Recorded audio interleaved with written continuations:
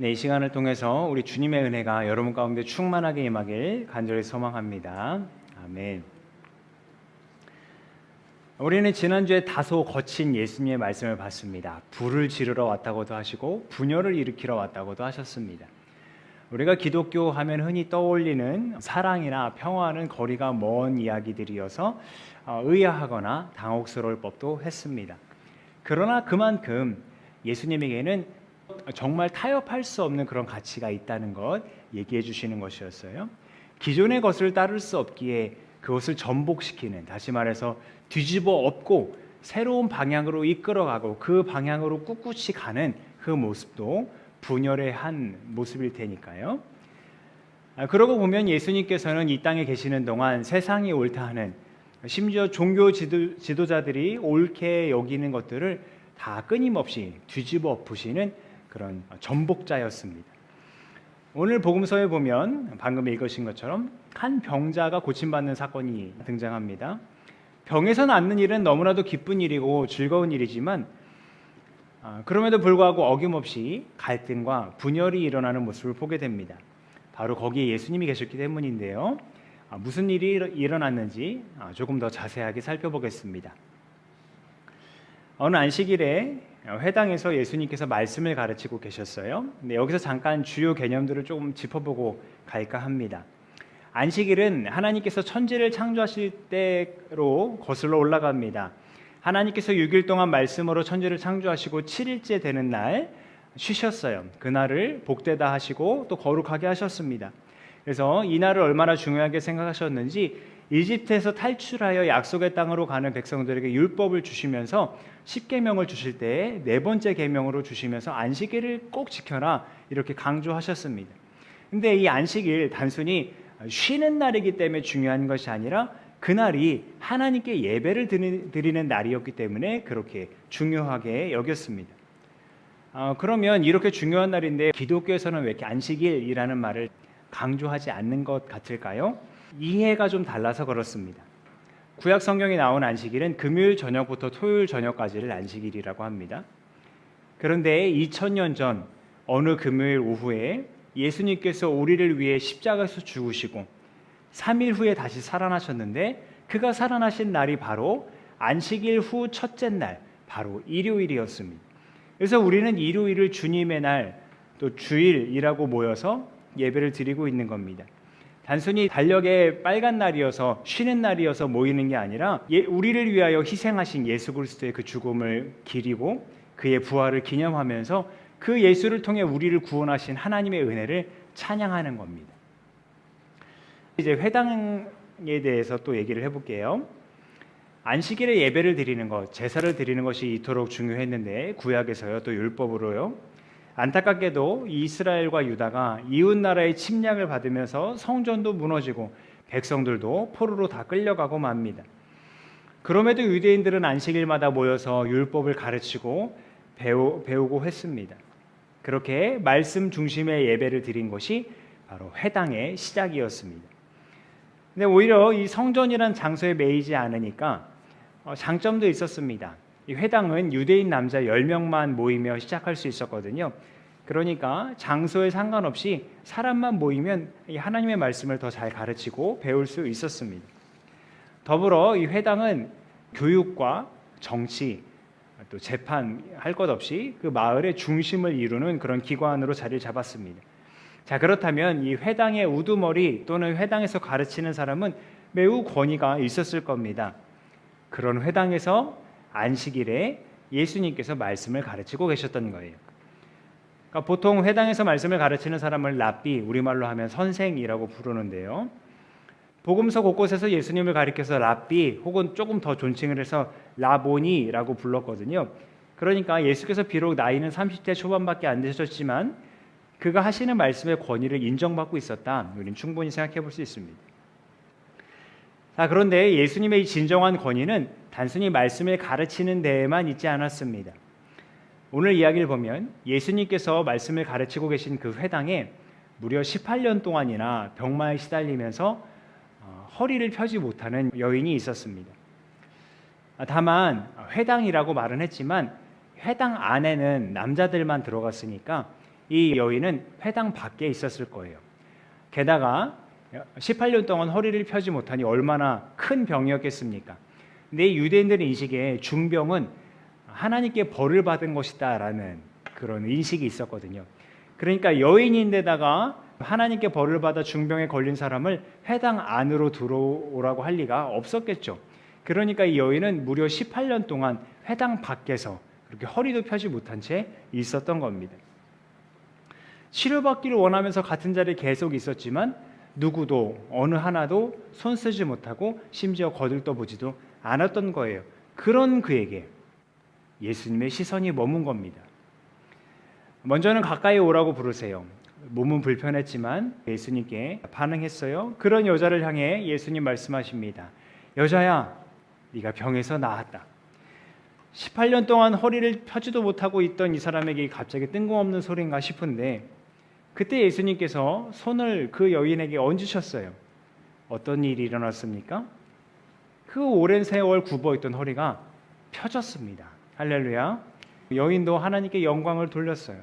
그러니까 말씀이 선포되고 말씀을 따라 묶이고 매어있던 것이 풀어지는 이 현장, 이사야서의 약속대로 주님의 은혜의 해가 선포되는 현장이었고 어느 때보다 어느 곳에서 드리는 것보다 감격스러운 예배의 현장이었습니다.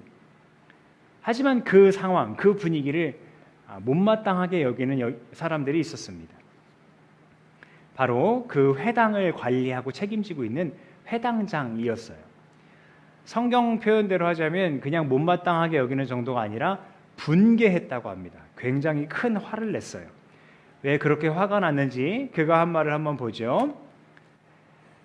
일을 해야 할 날이 엿새가 있는데 엿새 가운데 어느 날이 와서 고침을 받아도 좋다. 근데 안식일에는 그러면 안 된다 하는 거예요. 그러니까 이 회당장이 보기에는 병 고침을 받는 것 혹은 병을 고치는 이 행위가 노동이었던 거예요.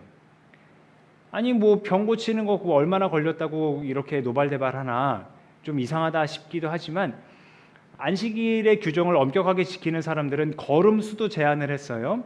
불도 피우지 않았어요. 이런 사람들이 보기에 이 병을 고치는 행위는 굉장히 큰 움직임이었던 거예요. 그런데 회당장의 이런 반응이 정말 안식일을 잘 지키기 위한, 율법을 잘 지키기 위한 순수한 의도에서 비롯된 것이었을까요? 예수님은 그 회당장을 향해 그리고 회당장의 편에 있는 사람들을 향해 위선자들이라고 비판하셨어요. 겉과 속이 다르다는 거예요. 그러니까 사람들을 향해서는 율법을 가르치고 잘 지켜라 하고 또 그렇게 지키지 못하는 사람들은 호되게 비난하면서 정작 자신들은 그 율법을 지키지 않고 있었던 겁니다. 자, 예수님의 이어지는 말씀 보시죠. 우리 한번 읽어볼게요. 시작. 너희는 저마다 안식일에도 소나 나귀를 외양간에서 풀어내어 끌고 나가서 물을 먹이지 않느냐? 그렇다면 아브라함의 딸인 이 여자가 18일 동안이나 사탄에게 매여 있었으니 안식일에라도 이 매임을 풀어주어야 하지 않겠느냐? 아멘. 예수님의 말씀에 따르면 회당장을 비롯한 안식일을 엄중하게 엄격하게 지키는 사람들도 집에 가서는 가축을 물을 먹이고 그리고 다시 돌아왔어요. 왜냐하면 자신들에게 속해 있는 그 가축의 생명의 귀한 것을 알았기 때문이죠. 생명이 귀한 것을 알아서 그 가축들에게 물을 먹였어요. 그런데 이 18년 동안이나 허리가 굽어있던 이 여자, 한 사람의 생명을 살리기 위해서 예수님께서 말을 거시고 손을 얹으시는 이 잠깐의 수고를 용납하지 못하는 것은 이 여자를 자신들의 가축보다 못한 것으로 여긴 그런 마음이 아니었겠나 생각해 보게 되는 겁니다.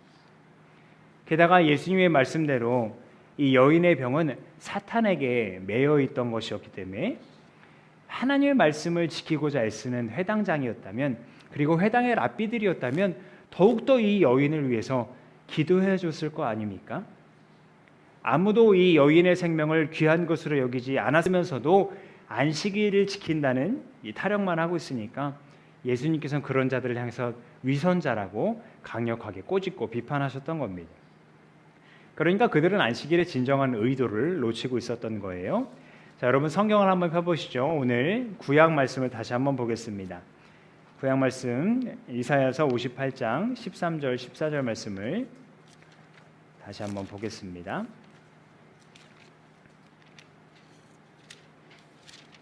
자, 같이 읽어볼까요? 시작.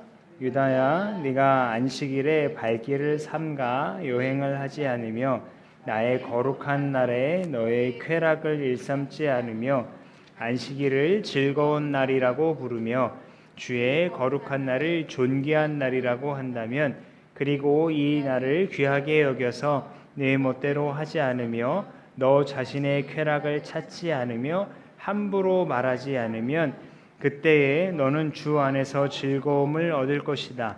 네가 너를 땅에서 영화롭게 하고 너의 조상 야곱의 유산을 먹고 살도록 하겠다.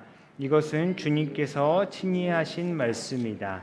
아멘. 여러분 13절만 보면 회당장의 인식이 맞는 것 같아요. 발길을 삼가서 여행도 하면 안 되고 쾌락도 일삼으면 안 되고 또 이거를 존귀하게 여겨야 되고 함부로 말하지도 않아야 돼요. 회당장이 옳아 보입니다. 그런데 14절에 보면 단순히 절제하고 자제하는 데 포커스를 둔 게 아니라 어디에서 즐거움을 찾는 건가, 진정한 즐거움을 어디에서 찾는 건가, 그 말씀을 하고 계시는 거죠. 그래서 이 위에 보면 58장 위에 보면 참된 금식에 대해서 말씀하시는 게 나와요. 요건 제가 화면으로 준비했습니다. 6절부터 이어지는 말씀입니다만 화면을 보셔도 되겠습니다. 내가 기뻐하는 금식은 부당한 결박을 풀어주고 멍에의 줄을 끌어주고 압제받는 사람을 놓아주고 모든 멍에를 꺾어버리고 하는 것들이 아니냐. 또 굶주린 사람들에게 먹거리를 나누어주고 떠도는 불쌍한 사람을 집으로 맞아들이고 헐벗은 사람을 봤을 때 옷을 입혀주는 것, 또 골육을 도움을 청하는 사람 피하여 숨지 않는 것이 아니냐, 이렇게 말씀합니다. 메인 것을 또 묶인 것을 자유케 해준다는 이 중심 내용을 볼 때 오늘 복음서에서 예수님께서 허리가 18년 동안 굽어있던 그 여인의 매임을 묶임을 풀어주셨던 걸 상상하게 합니다. 그러니까 하나님께서 기뻐하는 금식과 안식일은 하나님의 시선이 머무는 곳, 곧 묶이고 매인 사람들에게 자비를 베풀고 긍휼을 베푸는 것입니다. 형식에만 치중된 것이 아니라 진심으로 생명을 살리는 일이 하나님이 기뻐하시는 금식이고 안식일에 행할 일이라고요. 예수님께서 하필이면 안식일에 병마를 쫓아내는 바람에, 그렇게 또 여인을 고치는 바람에 회당장과 갈등이 일어났어요. 또 분열이 일어났어요. 그런데 그렇게 분열을 일으키고 기존의 가치관을 흔드는 이 과정을 통해서 묶인 자가 자유케 되고 그 생명이 온전케 되었습니다. 우리가 서신서로 보았던 히브리서 말씀에서도 불태워 없어질 것들을 흔들어 버린다 말씀하셨는데, 여기서 불태워 없어진다 하는 것은 오늘 복음서 본문에 나온 종교적인 형식주의를 일컫는다 하겠습니다. 그러니까 생명을 살리지 못하는 낡은 가치관, 형식에만 매여 있는 것들 다 불태워지고 흔들어 버린다 말씀합니다. 그리고 흔들리지 않을 영원한 것은 그럼 무엇이겠느냐? 바로 생명을 살리는 사랑이겠죠. 우리 말씀 같이 읽어볼게요. 시작. 그러나 예언도 사라지고 방언도 그치고 지식도 사라집니다. 우리는 부분적으로 알고 부분적으로 예언합니다. 그러나 온전한 것이 올 때에는 부분적인 것은 사라집니다. 그러므로 믿음, 소망, 사랑, 이 세 가지는 항상 있을 것인데 그 가운데서 으뜸은 사랑입니다. 아멘. 그 사랑으로 우리를 살리고 자유케 하시려고 우리 주 예수님은 십자가를 마다하지 않으셨습니다. 그 예수님의 사랑을 따라 종교적 형식주의는 멀리하고 생명을 살리는 일에 힘쓰는 우리가 되었으면 좋겠습니다. 사랑하는 형제자매 여러분, 들으십시오. 하나님께서는 세상의 가난한 사람들을 택하셔서 믿음에 부유한 사람이 되게 하시고 하나님을 사랑하는 이들에게 약속하신 그 나라의 상속자가 되게 하시지 않았습니까? 아멘. 우리 함께 기도하겠습니다.